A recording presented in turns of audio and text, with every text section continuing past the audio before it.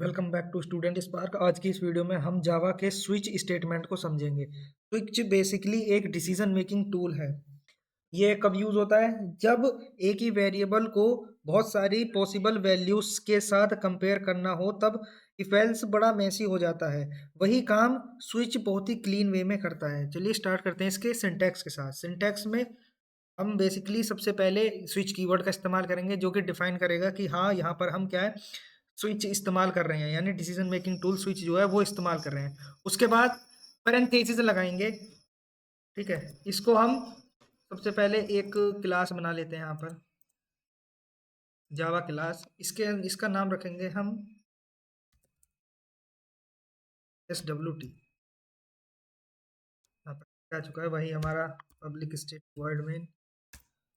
Word में। इसके अंदर सबसे पहले क्या होगा, एक वेरिएबल बनाएंगे हम इंट डे नाम से, जो कि डिफाइन करेगा डे को। उसके अंदर वैल्यू असाइन कर देते हैं 3। ठीक है, उसके बाद यहाँ पर अपना हम स्विच लगाएंगे। क्या लगाएंगे? Switch decision making. तो सबसे पहले हम लिखेंगे यहाँ पर अपना स्विच। ये आ गया स्विच, पैरेंथेसिस ओपन होंगे। इसके अंदर बेसिकली हम अपना वेरिएबल लिखते हैं, वेरिएबल जिसके ऊपर हमें ऑपरेशन परफॉर्म करना होता है। तो वेरिएबल क्या है यहाँ पर? हमारा डे। तो वेरिएबल डे। उसके बाद पैरेंथेसिस ओपन करेंगे। ये बेसिकली एक ब्लॉक ऑफ कोड है, जिसके अंदर हम जो है इनकी वैल्यूज को कंपेयर करेंगे। ठीक है, उसके अंदर सबसे पहले हम लिखेंगे केस। केस लिखेंगे। अब यहाँ पर डिफाइन करेंगे, जैसे अगर हम सिंटेक्स देखें तो इसने कहा केस वैल्यू 1, यानी यहाँ पर आएगी उसकी वैल्यू।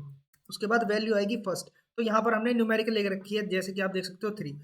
तो केस 1, अगर केस 1 है तो क्या होना चाहिए? उसके बाद ये आप दो ब्लॉक लगा दीजिए, मतलब दो बिंदी टाइप जो भी बोलते हैं इसको। फिर उसके अंदर हम अपना कोड लिखेंगे, क्या हमें एग्जीक्यूट करना है। बेसिकली हमें क्या एग्जीक्यूट करना है?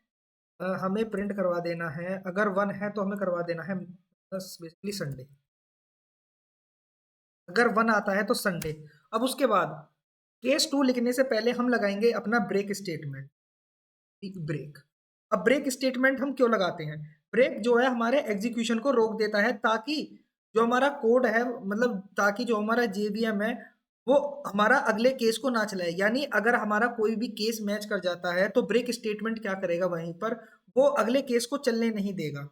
अगर ब्रेक नहीं लगेगा तो हमारा कोड जो है फॉल थ्रू हो जाएगा, यानी कि सारी की सारी जो हमारी स्टेटमेंट्स हैं वो प्रिंट हो जाएगी। उसके बाद के जितने भी केसेस हैं वो सारे एग्जीक्यूट हो जाएंगे।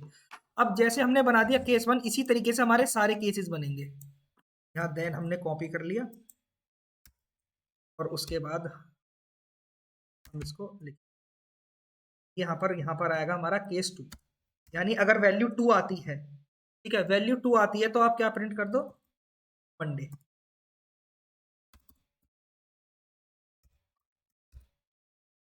डे तो पहले कर मंडे। फिर आपका ब्रेक स्टेटमेंट हो जाएगा। फिर हमारा केस नंबर 3 लिखेंगे यहाँ पर। केस नंबर 3 जो कि हमारी वैल्यू हमने डिफाइन कर रखी, डे क्या है हमारा? 3। जैसे ही केस नंबर 3 होगा तो मंडे की जगह हमारा हो जाएगा ट्यूसडे। ट्यूसडे। वैसे कि ऐसे ही साथ के साथ केसेस को हम लिख लेंगे। 4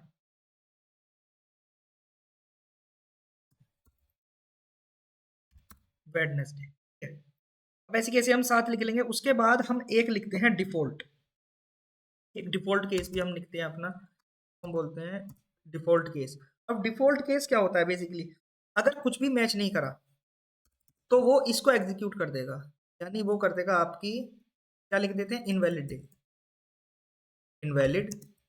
अगर कुछ भी एग्जीक्यूट नहीं हुआ इन केसेस में से, देन वो क्या कर देगा, एक डिफॉल्ट स्टेटमेंट होगी जो हमेशा हर बार चलेगी। अब यहाँ पर डे की वैल्यू 3, अगर हम केसेस में मैच करें तो केस नंबर 3 के अंदर ये हमारी मैच होती है। केस इसके अंदर वैल्यू क्या है? 3, तो 3 वैल्यू से मैच हो रही है। वो क्या प्रिंट करेगा? हमारा ट्यूसडे।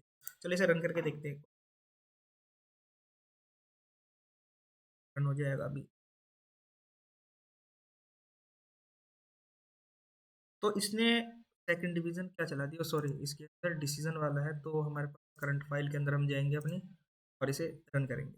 तो ट्यूसडे यहाँ पर जो है केस 3 से मैच हो गया। ठीक है, अब एक और कंफ्यूजन आपके दिमाग में आ रहा होगा यहाँ पर, कि अगर यहाँ पर वैल्यू होती स्ट्रिंग तो हम केसेस में क्या लिखते हैं? 1 2 3 लिखते हैं या क्या लिखते हैं? जैसे कि मैंने बताया, ये बेसिकली 1 क्या है, ये वैल्यू है। अगर यहाँ पर हम एक स्ट्रिंग ले लें, तो स्ट्रिंग डे की जगह हम क्या लिखते हैं, स्ट्रिंग लिख देते हैं हम कोई भी फ्रूट का नाम, स्ट्रिंग FRUIT, फ्रूट। फ्रूट क्या है हमारा, बेसिकली डबल कोट्स के अंदर हम इसे लिखेंगे, फ्रूट है हमारा एप्पल, APPLE।